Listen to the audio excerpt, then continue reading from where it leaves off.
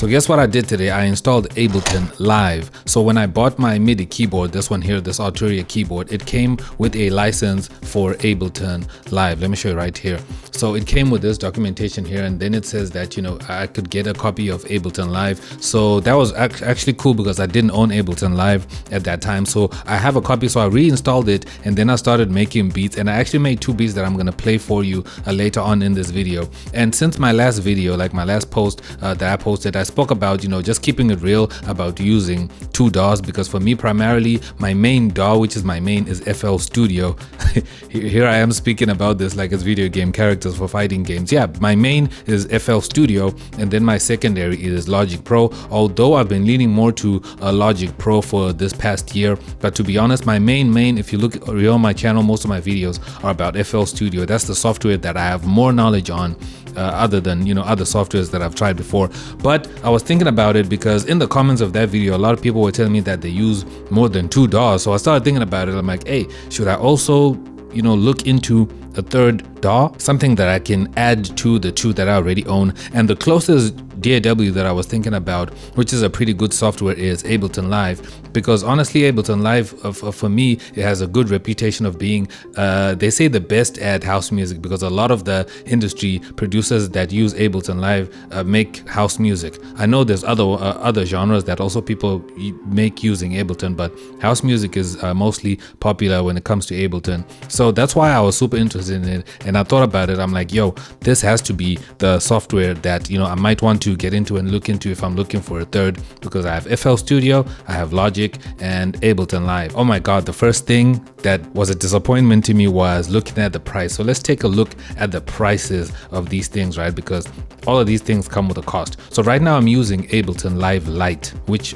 just comes free. If you mostly just buy hardware, like I said here, you get a copy of it. So it has its limitations, and the first limitation that is the biggest limitation is that you cannot use more than 8 tracks. Like you can see this project I have open here, I have up until 8. So let's say if I want to create a new track here, right? So if I just right click here and say insert audio track, you can see here the number of tracks is limited to 8 in this version of Live. So I cannot go further than that. So as I was making these tracks I was making today, I was keeping that in mind, that I only have 8 tracks. So what I did to kind of overcome that limitation was to group sounds, right? But I mostly did it with my drums. So I have my drums in this one channel here. So I loaded up where's my drums? Okay, my drums are down here. I loaded up a drum rack, and then in the drum rack I just started to build my my drums right here in the playlist.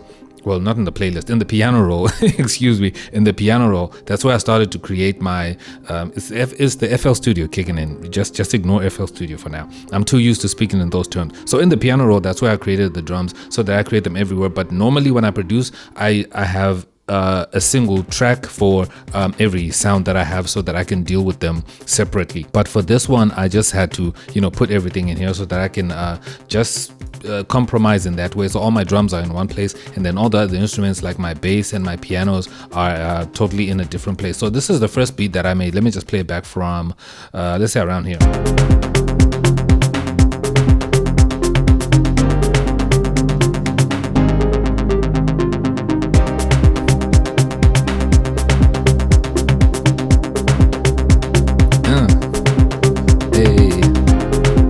I love me that piano. There it goes.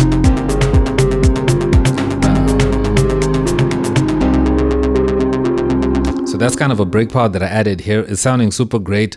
Drop this video a like if you like this this beat here. So that's what I just made quickly, so that I can just kind of catch the groove of the software. So this is not my first time, by the way, using Live. I've used it before, but like I said, I didn't own it. It wasn't mine. I've had friends and people, and have been in sessions where the main software was Ableton Live, right? So back again to the price stuff. I'm using Ableton Live Lite. So if I want to upgrade from there, I have to go through this pathway. I have to make a choice. There are 3 versions here, right? So there's Live 12 Intro, which is $100, so $99, and then there's Live 12 Standard, which is $439, and then there's the Suite, which is $749.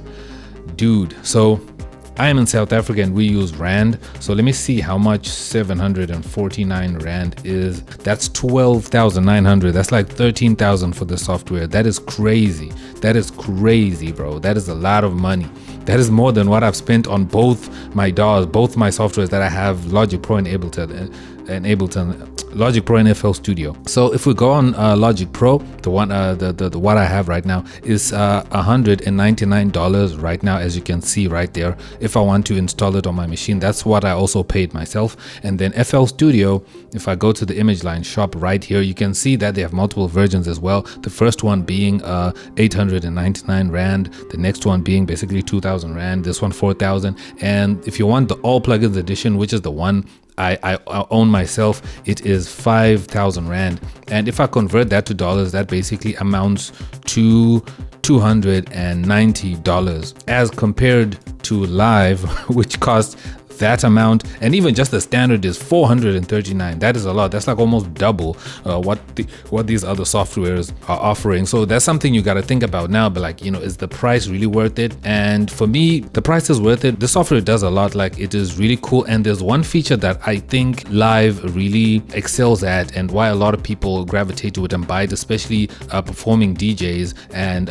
producers that make electronic music, is the live aspect of it. Because a lot of people love that you can perform live using Ableton. Well, it's called Live for a reason, right? It's not just a name to just say, yo, we live, but it's actually used for a lot of live sets and things like that. So people come here, and I think they use the section here by the mixer where you can launch clips around here. I remember when I used to have a Launchpad, I also tried it out and tried to do like live sets and things like that. So that's where the software really excels. Other software like FL Studio and Logic Pro, I don't think they have that kind of feature. I haven't tried it out in Logic Pro. If I'm wrong, you can definitely correct me in the comments down below. But in FL Studio, I've seen they have this live thing as well, where you can kind of perform live, if I can put it that way. But I'm not sure exactly how it works, and I've never seen anyone actually use it. So for me, I just look at it like, if no one is going to use it, then what's even the point? If I come here to templates, I'm sure there might be something about that. Advanced channel, dump step, live. Okay, so they say performance right here. So if I go like this, let's see if they'll open it up. Yeah, there we go. So it launches these kinds of clips here where it says performance. I'm not sure exactly how that works. I've really never tried it out, and I've really never seen anyone like doing a live set using this live feature in FL Studio. But when it comes to Ableton Live, I've definitely seen a lot of people do that and use it. So when it comes to sounds, Ableton Live has really good sound. It has really nice sounds. They are way better than FL Studio sounds, but I don't think they're as good as Logic Pro sounds. That can be debatable. You can debate me in the comments, but I think Logic Pro is still superior when it comes to just stock sounds that come with it. When it comes to effects and things like that, that's where it's also questionable. I think they're on par. When it comes to also to the UI and how it looks, I know that with Logic Pro they keep a 2D theme on it, like the retro 2D, where everything is just flat looking and everything is not super 3D like with other software. Like if you look at software like this, when you see these clips here in Logic Pro, they kind of have a 3D effect, you know, that you can look at. Even the plugins, if you show like any plugin, like let me show you. If I look at this plugin, it has kind of a 3D feel on it. The window feels 3D. If I load up, let's say this EQ, it's got a a 3D effect to it that you can look at and you can be like, okay, that is super cool. So that's different. So if I load up something like a compressor right here, look at that. That looks 3D. If I switch to different ones, that looks like you can basically touch it with your hands, right? So that's the look that is the more modern look.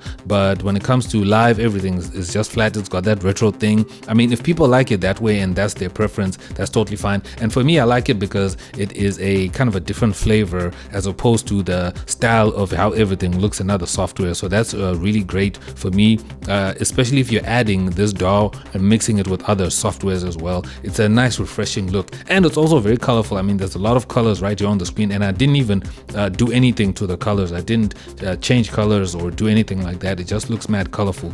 And like I said, the sounds are great. It comes with a lot of loops that you can use, so you can find some clips here, some samples, and a lot of instruments. Like look at the list of instruments here. If I come to sounds, it is a long list of sounds that you can pick out, and they sound great. They sound really good. Like I just made this track here with all stock sounds. Let me actually load up the second beat that I made so that I can just show you what else I did here, right? So again, when it comes to price, it is the most expensive out of all of them, but this is the second track that I made here, right? So this is the one.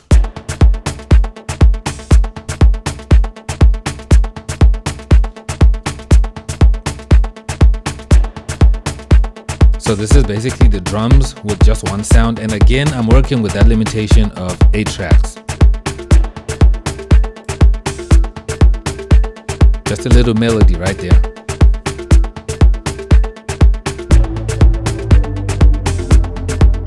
A kind of bass line that I added there. Hey, I love this.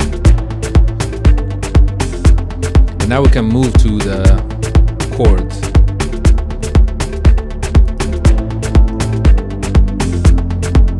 So that's kind of a pad sound. Ooh, feel that. The vibe is coming along, so now I'm gonna add the piano.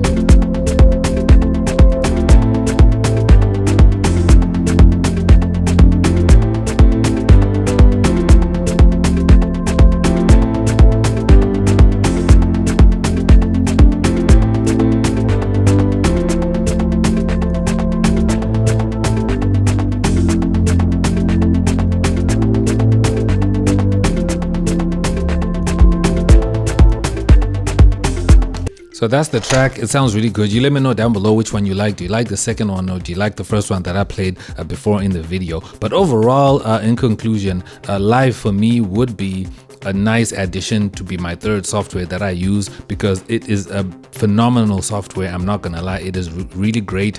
I am just not sure about the price, man. The price is crazy for me. Like, the price is crazy. If you use Ableton Live, give me a couple of reasons on why you think this should be my next software, or why you would recommend it to someone who hasn't looked into the software to use it when it comes to making music. Maybe you can give good reasons that I cannot get to right now that can convince someone. But as someone who looks at softwares like these, I would definitely go for Live if it wasn't for the price. But now with this price, I now have to look at other softwares. But you can let me know down below which other software you want me to look into next, that I can check out and try it out, because I obviously want to try out different softwares and see which one is great, and then at the end of the day I'll make a decision on which direction I am gonna go.